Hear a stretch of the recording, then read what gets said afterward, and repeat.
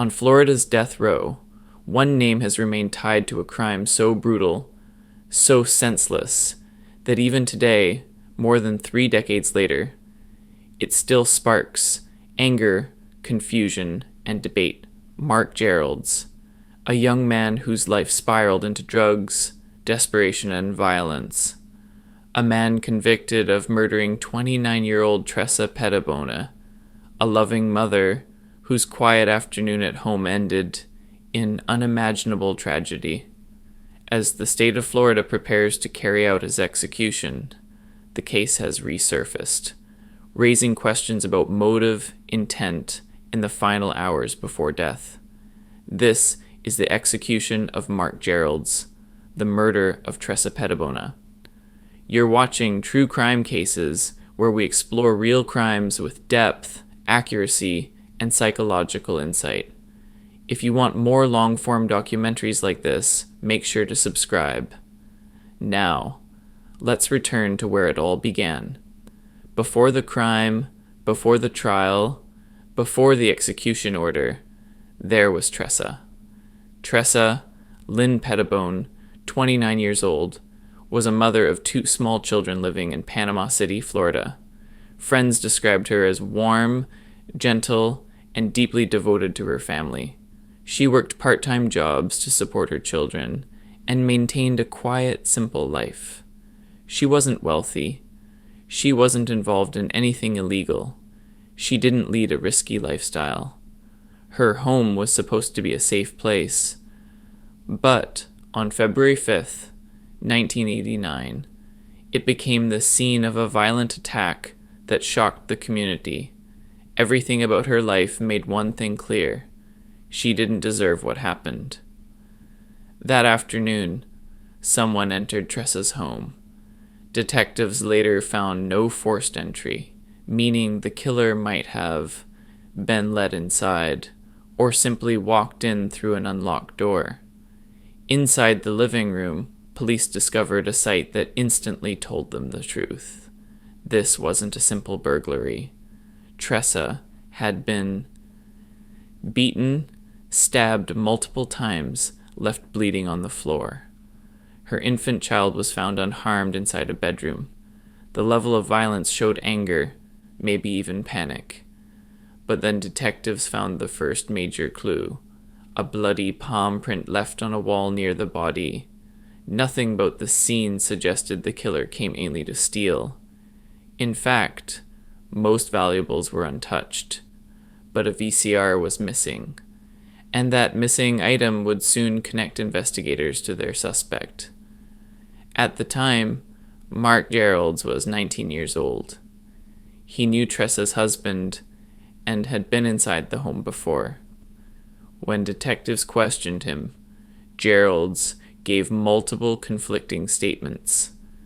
First, he denied ever being near the home. Then he said he went there only to borrow money. Later, he claimed he found Tressa already dead and panicked. Police didn't believe him. Evidence began stacking up quickly. The bloody palm print was matched to Gerald's shoe prints, matched shoes he owned. Hair fibers found at the scene. The stolen VCR was traced to someone who said they bought it from Gerald's. His story changed each time he spoke. It didn't take long before investigators secured an arrest warrant. Gerald's was charged with first-degree murder, armed robbery, burglary, aggravated assault. But the trial would reveal what prosecutors believed was his true motive. Prosecutors built their entire case around one idea: Geralds needed money for cocaine. According to the state, Geralds was addicted to drugs and desperate for cash. They argued he believed Tressa had money at home. He targeted her because he knew she was alone. The robbery turned violent when she resisted. The medical examiner testified that Tressa fought hard. There were defensive wounds, multiple stab injuries, and signs of a struggle. Prosecutors insisted this was a planned robbery That turned into intentional murder. The defense countered with a different explanation. Geralds was just a scared teenager. He claimed he stole after finding the body. Panic, not murder. They argued the crime scene was chaotic enough to create doubt, but the palm print, the print left in blood, became the single most powerful piece of evidence in the entire trial. It was undeniable, it was unexplainable, and for the jury, it was decisive. After listening to days of testimony, the jury deliberated for only a short time. Their decision: guilty of first-degree murder. During sentencing, prosecutors highlighted several aggravating factors. The crime was extremely brutal. The victim was vulnerable.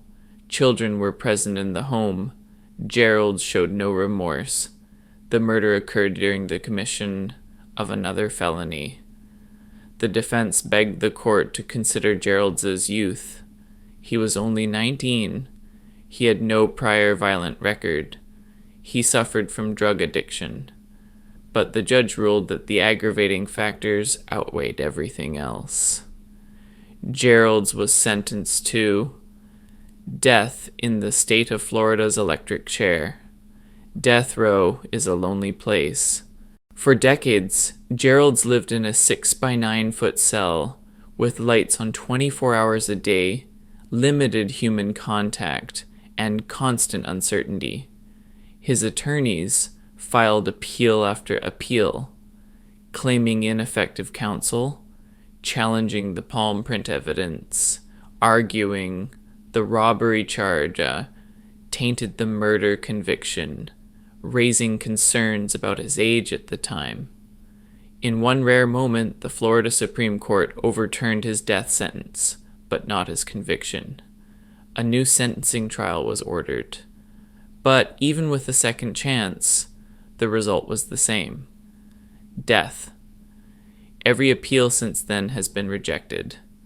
And now, after more than 3 decades, the final chapter of this case has arrived. Executions in Florida follow a strict process. A final warrant is signed by the governor. A specific date is set. The inmate is moved to the death watch cell. Final meals and last visits are recorded. The inmate is walked into the execution chamber. For Mark Geralds, that moment now stands on the horizon. His lawyers continue fighting, citing youth, addiction, and lingering doubts.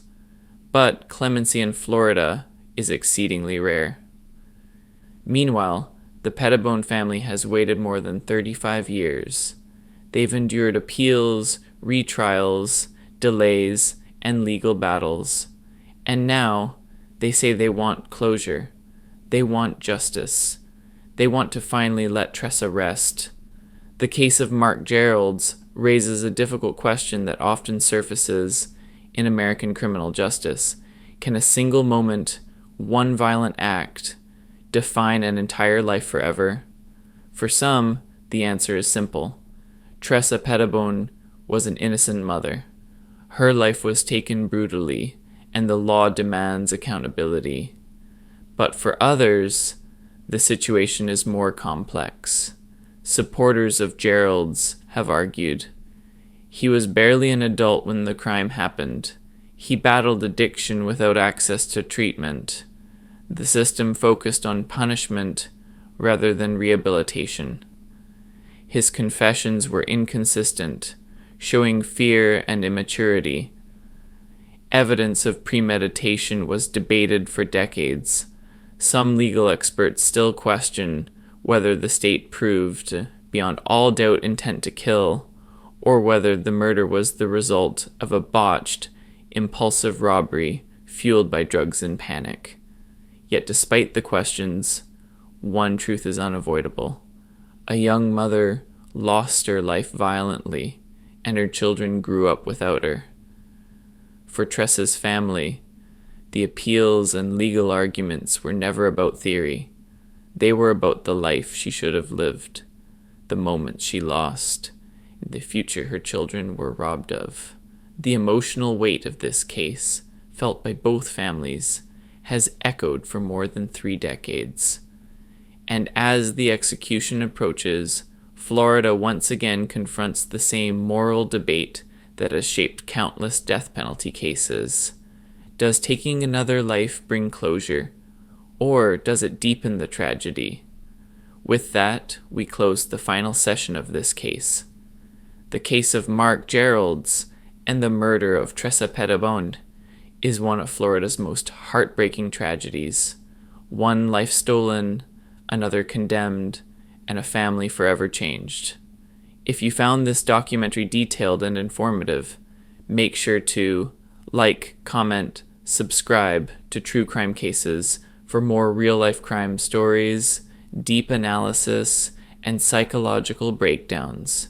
Thank you for watching. Stay safe and stay aware.